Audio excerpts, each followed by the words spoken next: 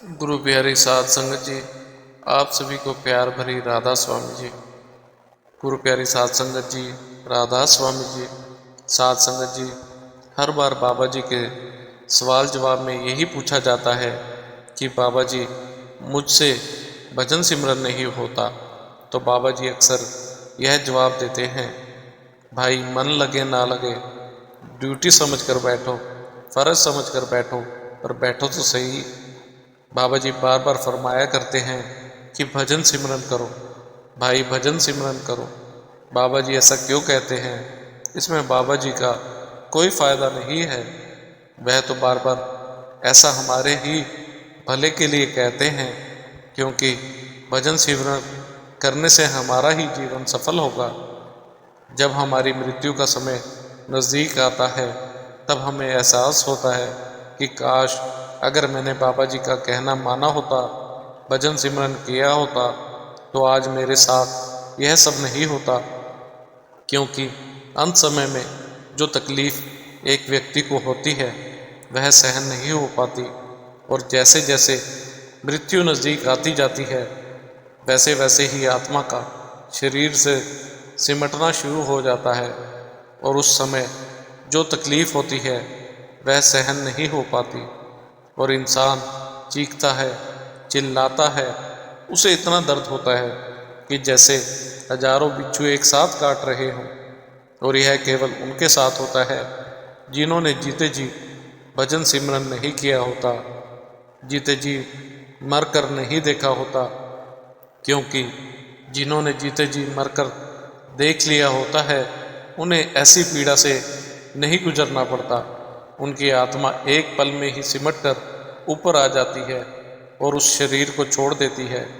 साध संगत जी, बाबा जी का कहना मानो और भजन सिमरन को पूरा पूरा समय दो।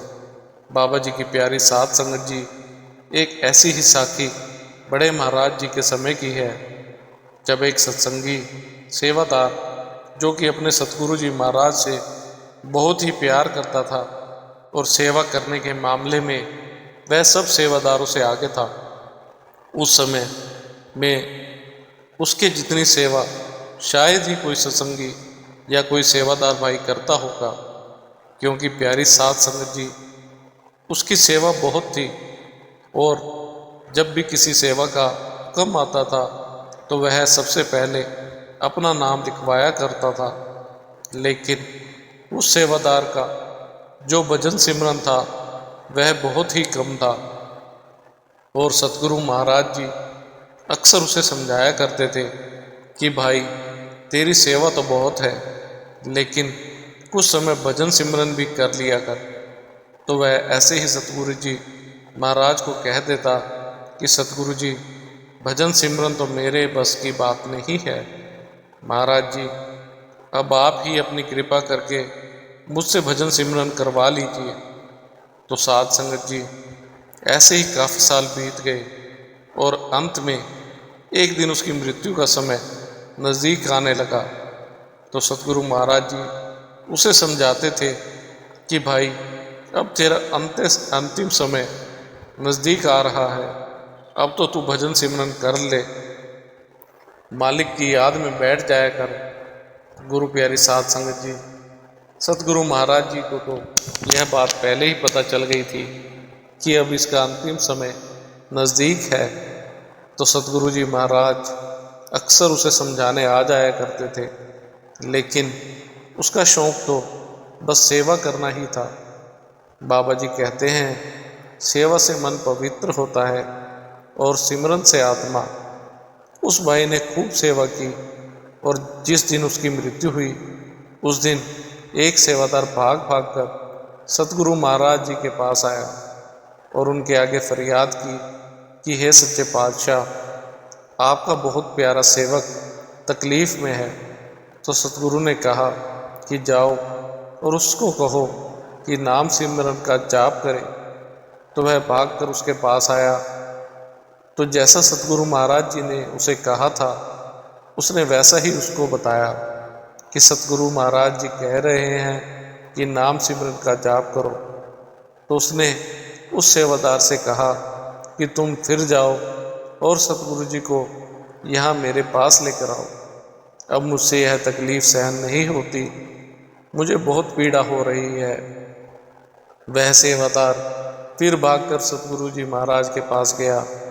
सतगुरु जी महाराज अपने ध्यान में बैठे हुए थे, तो उसने सतगुरु जी महाराज को कहा कि सतगुरु जी, और नहीं रहा जाता, वह बहुत तकलीफ में है और वह केवल आपको ही बार बार पुकार रहा है। तो सतगुरु जी ने कहा कि अब मैं क्या करूं? क्या मैं उसे काल के मुंह में जाने दूं? महाराज जी ने कहा, जब मैंने उसे कहा था कि भाई भजन सिमरन भी कर लिया कर, क्योंकि जब मृत्यु के समय आत्मा पैरों से सिमटकर दोनों आंखों के बीच आती है, तो जिन्होंने नाम की कमाई नहीं की होती, भजन बंदगी नहीं की होती, उनको बहुत तकलीफ होती है, बहुत दर्द होता है। वह तकलीफ किसी से भी सहन करना मुश्किल होता है, इसलिए व्यक्ति मृत्यु के समय इतना तड़पता है। लेकिन जिन लोगों ने जीते जी मरकर देख लिया होता है, जिन्होंने जीते जी उस कुल मालिक की याद में बैठकर भजन सिमरन कर लिया होता है, उन लोगों के साथ ऐसा कभी नहीं होता। उनकी आत्मा बहुत ही कम समय में सिमट कर ऊपर चली जाती है और उन्हें कोई भी तकलीफ नहीं उठानी पड़ती, क्योंकि उन लोगों ने इस चीज़ का अभ्यास जीते जी कर लिया होता है, इसलिए उन्हें कोई तकलीफ नहीं होती और वह आराम से शरीर छोड़ जाते हैं। इसलिए तो महाराज जी कहते हैं कि भजन बंदगी कर लो, ताकि आगे जाकर कोई तकलीफ ना उठानी पड़े। बाकी जो हमारी जिम्मेवारी बाबा जी ने ले ली है, वह तो उन्होंने ही पूरी करनी है। सतगुरु जी ने अपने शिष्य को सचखंड तक लेकर जाने की जिम्मेवारी ली हुई है। वह तो कुल मालिक पूरा करते हैं, लेकिन फिर भी आपको कोई तकलीफ ना हो, इसलिए सतगुरु जी बार बार भजन सिमरन करने के लिए कहते हैं, नाम की कमाई करने के लिए कहते हैं। तो जब सतगुरु जी महाराज उस सेवादार के पास गए, सतगुरु जी ने उसके सिर पर हाथ रखा, तो उसी पल उसके प्राण छूट गए। गुरु प्यारी साध संगत जी, ऐसे सतगुरु जी महाराज ने अपने भक्तों और प्यारों की संभाल कैसे करते हैं। बेशक उस सेवादार ने भजन सिमरन नहीं किया था, लेकिन उसने गुरु घर की सेवा बहुत की हुई थी। तो जैसा कि सतगुरु जी कहते हैं कि जो संगत प्रेम और प्यार से गुरु घर का एक पत्ता भी उठाकर डस्टबिन में घेर देती है, मैं उसको भी सचखंड लेकर जाऊंगा।